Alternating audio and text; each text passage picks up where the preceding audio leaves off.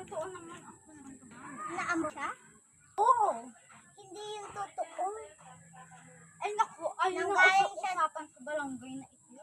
Teka, ano ba nangyayari sa mansion ko at bakit kayo nagkakagulo? Parang malaki. Sinasabi nila, buong barangay natin, ampun ka lang. Totoo ba yung kades? Oo, ma'am. At saka siraan ka pa niya sa office mo. Ano ka daw po? Inutang mo lang daw po to?